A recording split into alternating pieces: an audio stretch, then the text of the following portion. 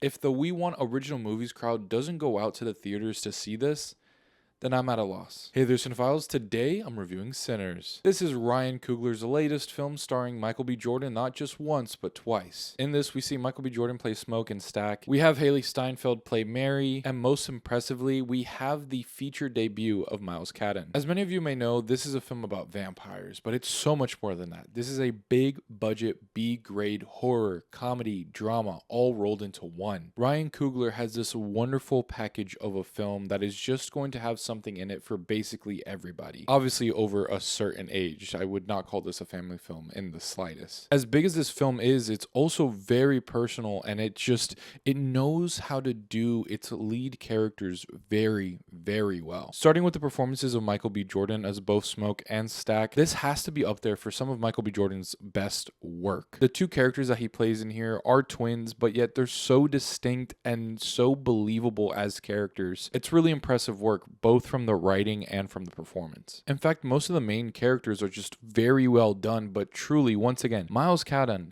this being the first time he's acting in basically anything is genuinely a shock to me. He's really the heart and soul of this movie, and again, it's just so impressive, the wonderful performance he delivers in here. That coupled with his singing voice is amazing. This movie, again, just isn't about vampires. It's about so many things. And one of the biggest aspects of this entire film, which was a very pleasant surprise to me, was the music and specifically the blues. This genre is just so much sewn into the fabric of this movie. It's absolutely astonishing, especially one scene in particular in which Sammy is singing for the first time in this juke joint. So many people are going to say that it's the best scene of the entire year, and it definitely is so far, but I wouldn't be surprised if it wasn't top come year's end. It's just so nice to see on the big screen something so masterfully done, especially with as big of a budget as this film is. Not that I think it's a $300 million movie, but it's definitely over 100, and this deserves to have such a great turnout for it in the theater. And a major reason for seeing this movie in the theater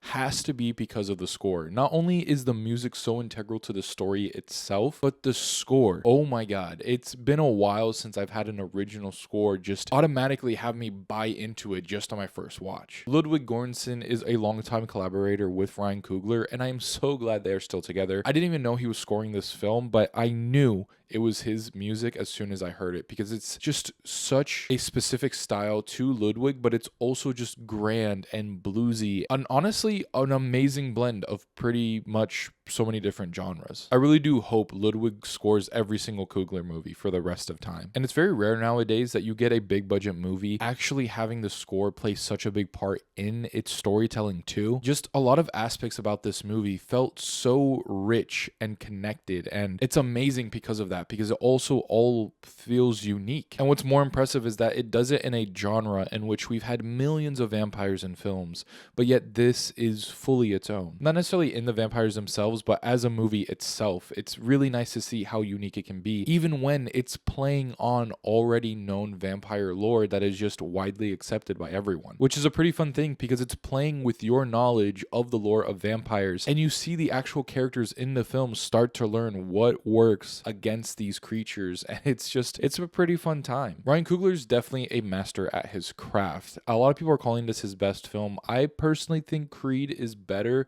I do want to rewatch this and see if I do like it more than I did the first time, which was already a good amount, but this movie also does have some clear flaws. For example, the biggest thing that isn't the movie's fault necessarily are the trailers. They show way too much. If you haven't seen them or you barely seen them, stay away from them and just watch the movie. I think it's going to impact your viewing a lot more and make it even greater if you just go into it as blind as possible, because again, those trailers are kind of annoying now that I think about it. They're pretty annoying. But now for some of the critiques I do have for the film itself, there's just inconsistencies throughout the entire film. For example, this movie does so well with its music and score, yet the sound mixing and sound design is kind of all over the place. Like, it's great in some points, but then it's also just average. And due to the accents, there were some points I didn't quite fully understand what was being said. I understood the general idea of what characters were doing and saying at all times, but again, like specific lines I just couldn't fully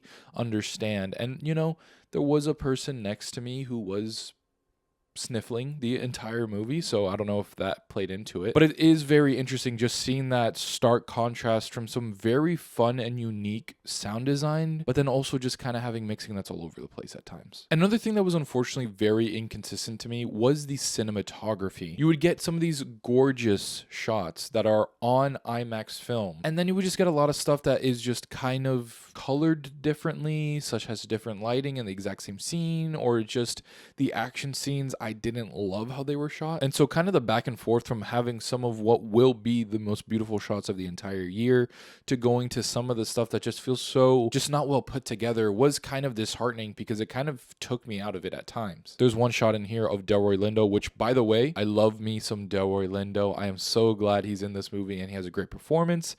But there is a shot of him early on where he's drinking a beer, and it kind of looks like it's just shot like a commercial for 2 shots. Again, the cinematography is just inconsistent overall. It feels like there's different styles and motivations going on, and it doesn't quite all mesh well together. But then again, you have that winner, and it's just absolutely wonderful. So it's a bit frustrating on that. I would also say the editing of this film is a little weird. There's some moments where a character is just kind of doing something with a very similar shot that it just jumps to the next thing.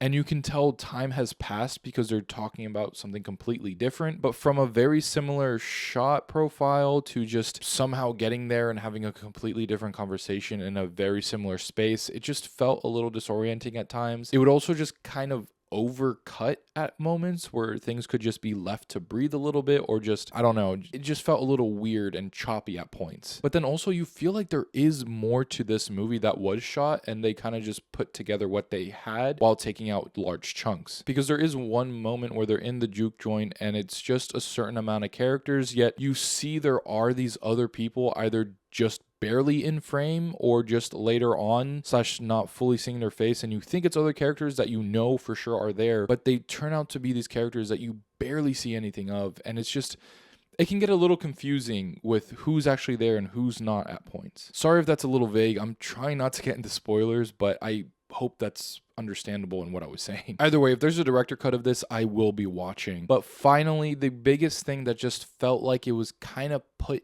in there was this epilogue. The very idea of this epilogue is beautiful, and it just should have been shorter / shot differently and even dressed differently. The costumes were a bit loud, and I don't know, it just felt so different than the rest of the film, and the placement of it is basically like a mid-credit scene, even though it's longer than a normal mid-credit scene, and it's like the true end to the film. I don't know, it left me with a weird taste in my mouth, but thinking on it, the idea is fantastic. It's just the execution is just slightly missed. Look, overall, this is a wonderful film that just has some very subpar moments. Which, yes, I will defend this film a lot, but just knowing that I have those certain critiques does make me feel a little weird on the film, even though I do also agree with the fact that this is easily the best film of the entire year so far. It's just very interesting that this is a mixed bag, yet it's like the best mixed bag movie ever. Either way, this is a film I want to see again in theaters as soon as I can. I give Sinners a 4 out of 5 stars. Truly, truly a great time in the theater. If you can see this, please go and watch this. This is an original film with no pre-existing IP, nothing that it's based on. Like, it's fully its own thing, and it's damn good. But alright, those are my thoughts on Sinners. Be sure to let me know what you think of it down in the comments below. As always, thank you guys for liking, commenting, and subscribing. Be sure to stay tuned for more Yeti Films content, and I'll work at you later.